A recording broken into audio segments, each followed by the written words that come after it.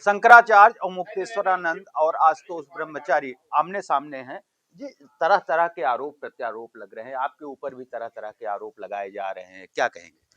पहली बात तो शंकराचार्य कहना बंद कर दीजिए कुकर्मी आदमी को। दूसरा, हम उसके सामने नहीं है, उसका स्टैंडर्ड नहीं है हमारे सामने खड़ा हो। हम श्री कृष्ण जन्मभूमि का केस लड़ते हैं, हमारे सामने आएंगे तो साई ईदगाह जैसे लोग आएंगे। ये तो कुकर्मी है। ये तो छोटे छोटे नाबालिग बच्चे नहीं छोड़े जिसने, उसको कैसे शंकराचार्य कह सकते हो आप? असली बात ये है, पर्याप्त साक्ष्य सामने आ चुके हैं और सब चीजें आज हम ओपन लोग आपको दिखाएंगे भी, बताएंगे भी कि ये कितना बड़ा कुकर्मी है। कैसे-कैसे छोटे-छोटे नाबालिग भटुकों को जो ये कुकर्म करता था, कैसे-कैसे महिलाओं को परेशान करता था, कैसे-कैसे स्विमिंग पूल में मजा लेता था। तो सब चीज़ सामने लाएँगे। तो 2 बच्चे हैं कि और अभी इनके शोषण के शिकार और बच्चे हैं आपके सामने? ये 20 बच्चे ऐसे हैं जो भटुक हैं, जो विद्यालय में पढ़ रहे हैं, अभी विवेचना चल रही है, सबके बयान होने जा रहे हैं, सब सामने आएँगे और भटुक नहीं, बहनें भी सामने आ रही हैं, जिसके साथ इनकी जो महिला मित्र हैं, इनकी जो सखी है, वह सामने तो नहीं आएगी, क्योंकि वह तो उनकी सखी है, इनकी सेवा करती है, स्विमिंग पूल में उनको नहलाती है, रगड़-रगड़ कर जब ये नंग प्रदर्शन का करते हैं, इनके कमरों में इनकी सेवाएँ करती हैं। और एक बहुत बड़ा खुलासा आज लोग हम करेंगे, जो बच्चों को, नाबालिग भटुकों को इसके पास में उपलब्ध कराता था, वह उन राज्यों से उन ब ब भटुकों को, उन बच्चों को लेके आता था, नाबालिग जिसके माँ-बाप गुज़र जाते थे, वो इनके आश्रम में लाता था। वह नाम भी अब सबके सामने बताने जा रहे हैं। तीसरा नाम हम अभी आपके सामने घोषित कर रहे हैं, जो अभियुक्त नंबर 3 घोषित हुए हैं, हमारे भट्टुक के बयानों पर आया है, उसका नाम अरविंद है, जो इनके गुरु भाई हैं। अच्छा, एक युवक का बाइट सोशल मीडिया पे वायरल हो रही है, वो आपके ऊपर आरोप लगा रहे हैं कि प्रलोभन देके आपने इस तरह के कृत्य कराया। इस तरह के षड्यंत्र इनके इनके जो शिष्य है पूर्व मुख्यमंत्री, उसका शिष्य है पूर्व एमएलसी, जो हमारे संगठन में काम करता था, शाहजहानपुर का है। वह इस तरह का एक लड़के को लेके आया है। मुंह पे कपड़ा क्यों बांध रखा है भाई? तुम वो तो नहीं हो जो मुंह पे छपरा, वे भी नहीं बांधते। आज तो वह भी बहुत महान लोग हैं, वह भी समाज को एक नई दिशा देने का काम कर रहे हैं।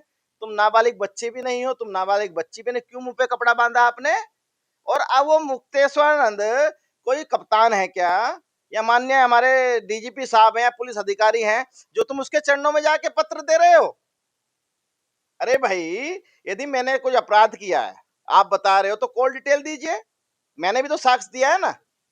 आपको डॉट कॉल दिए मिलने का, मिलन का, वो बताइए कहाँ मिले हैं? माघ में 18 तारीख को तो अपने शिविर में थे हम लोग। हम कैसे आपसे मिल लिए? और आप उसके, हमारे सीसी कैमरे लगे हैं पूरे कैमरों में, हमने सब कैद करा दिए जब हमें पता चला। दूसरी बात, ऐसा कोई हम ना मिले हैं, और यदि इनके पास कोई प्रमाण है तो पुलिस में जाएं, कोर्ट में जाएं, हमारे खिलाफ कार्रवाई कराएं जैसे हमने कराई। आपको कोर्ट जाने की क्या मजबूरी हो गई? आपने पुलिस को प्रार्थना पत्र दिए थे, जिस संज्ञेय अपराध में पुलिस ने यहाँ पर कोई संज्ञान नहीं लिया। इनके दबाव में थी ना, इनके दबाव में आके अधिकारी थे, थाने में हमारी नहीं सुनी गई। हम दर दर भटक रहे थे उन नाबालिग भटुक के लिए। हम एसएसपी, हम माननीय कमिश्नर, पता नहीं कहाँ कहाँ गए हम। न्यायालय में इसलिए गए क्योंकि बच्चों का मेडिकल लेट हो रहा था। यदि हम लोग इतने दिनों का इंतजार ना करते तो हमारा मेडिकल कैसे हो पाते? अब माननीय न्यायालय ने सब चीजों का संज्ञान लिया और आज हमारा मेडिकल भी हो गए हैं, और मेडिकल में मुझे लगता है पुष्टि हो गई है। यानी प्रयागराज पुलिस इतने संवेदनशील मामले में जिस तरीके से नाबालिग पर यौन शोषण का जिस तरीके से आपने प्रार्थना पत्र दिया तो कोई संज्ञान नहीं लिया, तो क्या ये एक सवाल जरूर खड़ा होता है यहाँ के पुलिस पर? तो आप देख लीजिए ना, पुलिस यदि मेरे साथ होती तो हमें सुरक्षा दे देती, हमारी हमें न्याय मिल जाता। हम कोर्ट क्यों जाते? कोर्ट गए हैं ना, जब तो पूरी सब काम कर रही है, और करना पड़ेगा कोर्ट के आगे, तो सबको करना पड़ेगा। ये लोकतंत्र का देश है, संविधान का देश है, माननीय न्यायालय से बड़ा कोई नहीं है। एक फोटो आपकी वायरल हो रही है, पुलिस अधिकारी एक साथ केक काटते हुए, क्या कहेंगे, कब की फोटो है ये? मेरी कोई फोटो नहीं है, एआई का प्रमाण है।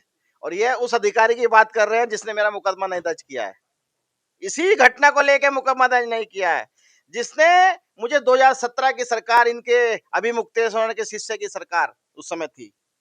2017 में तो जब मुझे जेल भेजा गया था, उस समय सरकार नहीं बनी थी। 2017 में ये वहां का एसएसपी था और मुझे जेल भेजा था। क्यों भेजा था भाई? यदि मेरे संबंध होते। खैर, उस मुकदमे में मुझे माननीय न्यायालय ने स्टे या दोष मुक्त कर दिया है। यदि अधिकारी मेरा होता और मेरे इसके संबंध होते तो मुझे सुरक्षा दे देता। माघ मेले में भी मैं यहीं रहा हूँ, ये भी अधिकारी यहीं था, और महाकुंभ में भी मुझे यहीं रहा हूँ, मुझे तो कोई सुरक्षा मेरी तो हटा ली थी। और ये तो ऐसा अधिकारी है, मेरे संबंध होते तो सब कुछ मुझे मिलता। जैसे महाराज जी अंतिम सवाल है, स्वामी अवमुक्तेश्वरानंद कह रहे हैं कि अगर शंकराचार्य दोषी हैं तो उस पे कठोर से कठोरतम कार्रवाई होनी चाहिए, यदि नहीं है तो जो आरोप लगाने वाले हैं उनके ऊपर कार्रवाई होनी चाहिए। ये तो मैं भी कह रहा हूँ, पूज्य शंकराचार्य दोषी नहीं है, पूज्य शंकराचार्य दोषी नहीं है, अभी मुक्तेश्वरानंद दोषी है, क्योंकि ये शंकराचार्य नहीं है। सारे पर्याप्त साक्ष्य हैं, सब हम दे चुके हैं, सब सीढ़ियां दे चुके हैं, और इनके जो गंदे कारनामे हैं वो सब हम बता चुके हैं। ये आशुतोष ब्रह्मचारी हैं, इनका कहना है कि 2 नाबालिग बच्चों के अलावा भी 20 से अधिक ऐसे बच्चे हैं जो यौन शोषण के शिकार हुए हैं और समय आने पर उसका भी खुलासा किया जाएगा। धीरेन्द्र द्विवेदी, भारत समाचार, प्रयागराज।